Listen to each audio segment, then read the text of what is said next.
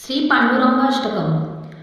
महायोगपीठे तटे भीमरथा वरं पुण्डरीकाय दातुं मुनीन्द्रे समागत्य तिष्ठन्तमानन्दकन्दं परब्रह्मलिङ्गं भजे पाण्डुरङ्गं तडिदाससंनीलमेघावभासं रमामन्दिरं सुन्दरं चित्प्रकाशं वरं तिष्ठकायासमन्यस्तपादं परब्रह्मलिङ्गं भजे पाण्डुरङ्गं प्रमाणं भवाब्दैरिदं मामकानं नितम्बकराभ्यं धृतोयेन तस्मात् विधातुर्वसत्यो धृतो नाभिकोश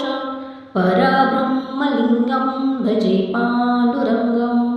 स्फुरत्कौस्तुभालं कृतं कण्ठदेशे श्रिया ज्येष्ठकेयूरकं श्रीनिवासं शिवं शान्तमिन्दं वरं लोकपालं परब्रह्मलिङ्गं भजे पाण्डुरङ्गं शरच्चन्द्रबिम्बाननं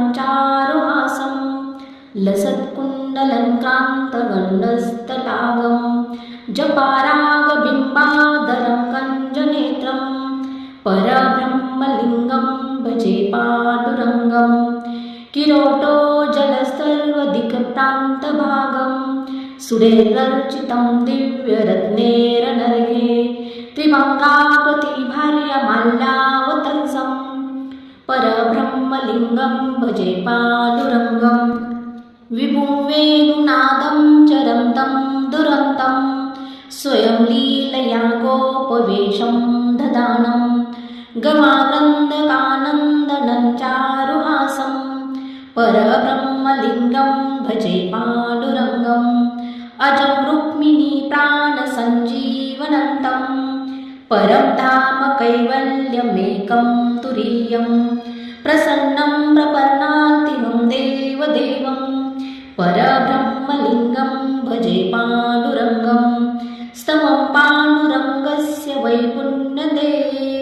पठन्ते कचित्यान भक्त्या च नित्यं भवाम्भो निदेतेऽपि कृत्वान्तकाले हरेरालयं शाश्वतं प्राप्नुवन्ति हरेरालयं शाश्वतं प्राप्नुवन्ति हरेरालयं शाश्वतं प्राप्नुवन्ति। अत्यंत पुण्यदायक असलेले पांडुरंगाचे हे स्तोत्र जे कोणी एकाग्र चित्तेने नित्य पठण करतील किंवा एकादशीला प्रत्येक एकादशीला पठण करतील त्यांना परब्रह्म स्वरूप श्रीहरीच्या पांडुरंगाच्या शाश्वत स्वरूपाची प्राप्ती होईल।